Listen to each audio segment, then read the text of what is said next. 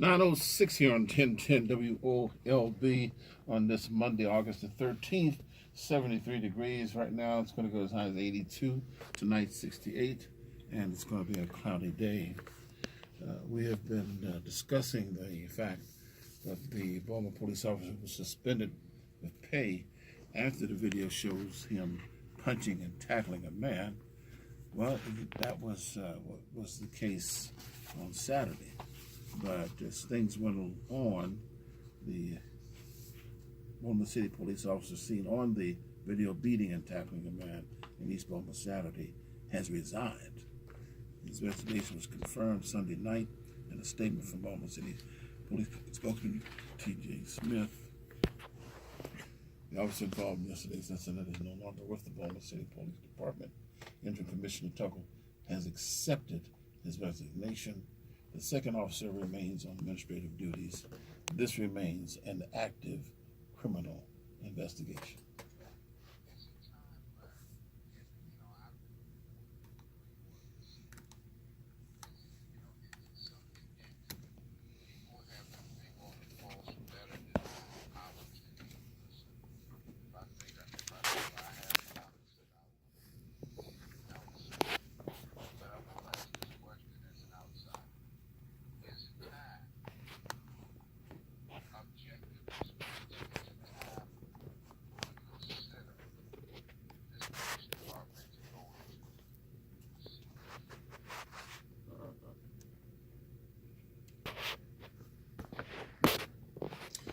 It's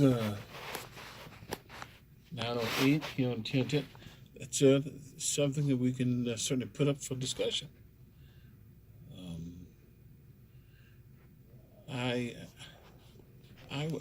think it's a good question to be put up for discussion. Let's see what how many of the folks are ready to share their view before the question. Can also add that to their comments if they like. Start with you, Rick. Rick? Hey, good morning, Larry. Good morning, sir. Well, you can almost see how this is going to get spent. They're going to pull this guy's criminal record and make him seem like he's the worst man in the history of civilization just to clear that cop if this cop is put up on charges.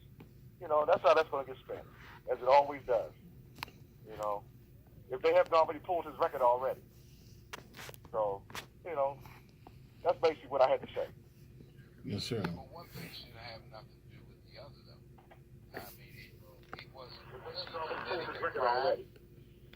So, one thing really should not have anything to do with the other. From what Larry has said with his coach, and I'm gathering, I guess certainly Warren will have his comments today at 4 o'clock. Apparently, there was a problem before this one. Right. But I'm with you. There's no reason. I mean, if they're going after him, they're gonna go after him for what he did, and it wasn't justifiable for him to do it. That should be the situation. If he goes up on charges, now they can bring up whatever this past was, but I think the public will see this one clear. This one here, I think. Right. Well, I think one of our callers said this one might be the one that really opens up and says, "Hey, we can't whatever was going on before. This video right here, this one captures it." Well, yeah, but I hope it is. But you can see that frustration he pulled out. It'll be another one next week, and one after that. Just think, just a week or so ago, wasn't to this extent, but it was just as chaotic. You had a video of a guy threatening an 11-year-old child. Was it 11 or 13-year-old child? Saying, "I better not see you again." But Coach, you can see where the officer just went off. He just let everything out. I mean, something might have been built up for 2 months. He was like having confrontation with this guy, and he just let it all out. Well, that goes back to what I said earlier when the former police commissioner, if you recall, was on the air. And I said, look, you guys need to raise the standards. And then he hemmed and hawed and said, well, he implied that if they raised the standards, then that would eliminate a lot of the residents. Well, then a lot of the residents have to up the bar. Very well. Let's get to the lines. James. Yeah, good morning. Yes, sir. 1 year in. How could a man police have 1 year in and have that much rage in him? He had to come through the door with it. I just can't see him being that angry because that kind of, man, if that was anybody else besides the police, they would have never made it out of that neighborhood alive. So I want to commend the people that were standing around just to hold their, conduct themselves the way they did. Because this could have been an all out brawl, man. Now I heard Pettit say that the consent decree can't take effect because they don't even have a commissioner in place. What's taking so long? Are they going to keep this guy, or what's the deal with that? Hello? Yeah. I'm saying, what's the hold up on it? Are they going to keep the intern commissioner? Or are they going to get another one? Why is the process taking so long? Because they said that was one of the things that can slow up the consent decree taking effect. Well, as the best I understand it, the mayor has given him the position, as you know, as interim. She has set up a timetable to have the national search go on. I don't remember her giving specific time as to how long that would go. I would suspect 90 days, maybe 100. And at that point, she'll get from them whatever their report is, and then she'll weigh if the present interim commissioner is sufficient, or she wants to interview the names that are given to her by the special task force she appointed. I don't know. I don't know, partner, how much longer it's going to be. Well, from what the other Larry's saying is they not abiding by the consent decree. He said the guy wasn't even seatbelted, man. How many people have been getting locked up and not getting seatbelted? That was the main thing why the ride started. They not even abiding by that, and nobody not monitoring nothing. This situation is going downhill. They do have, Brother James. They do have the monitoring team. Attorney Kevin Thompson spoke on this issue as well in the earlier press statement that I shared with you. Now, that's a good question.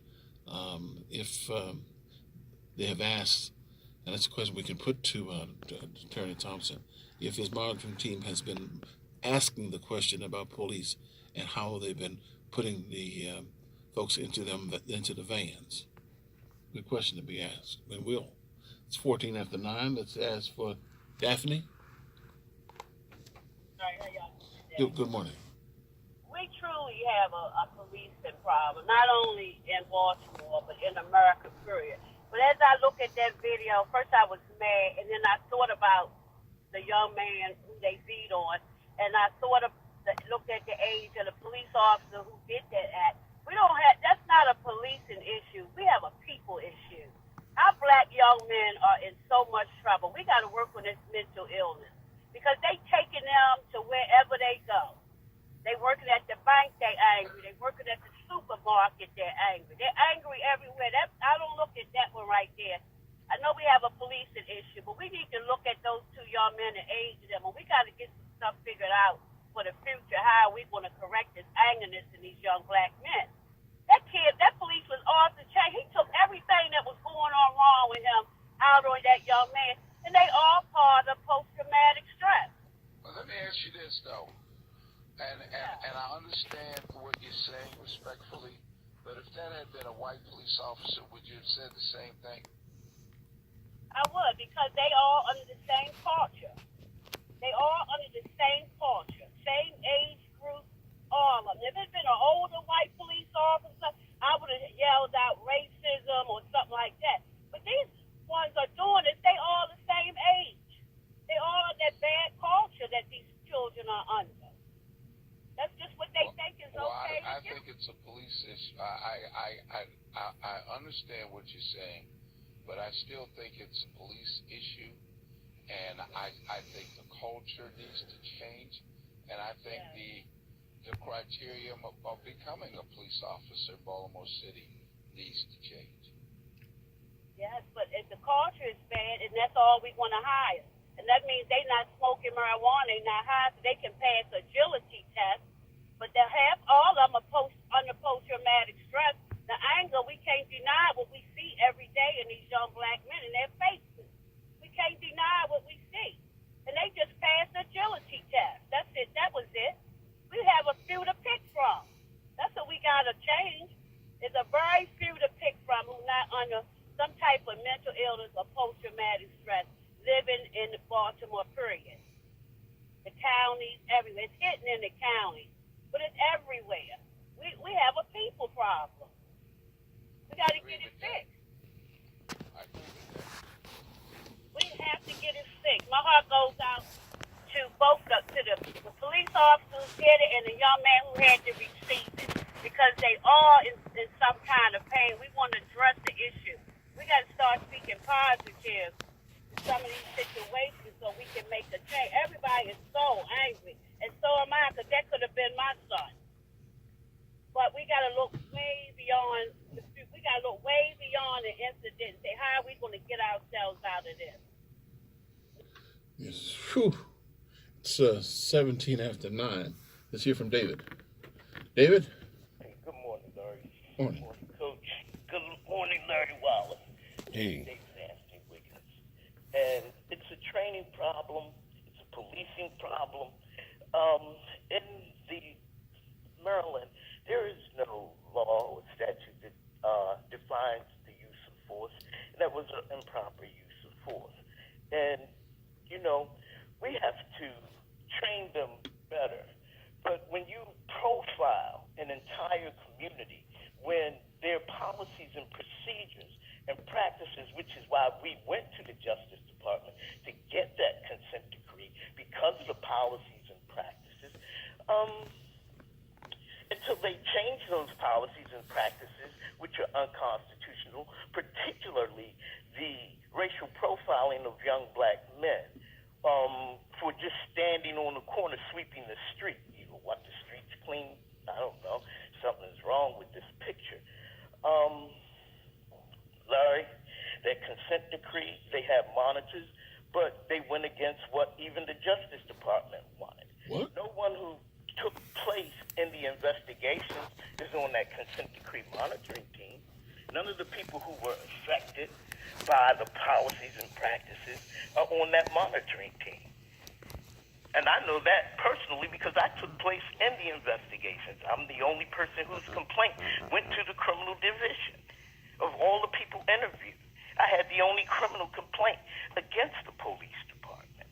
And I was never consulted, even though I was promised by the DOJ that I would be. And this is the problem. We have people who don't want that consent decree to work.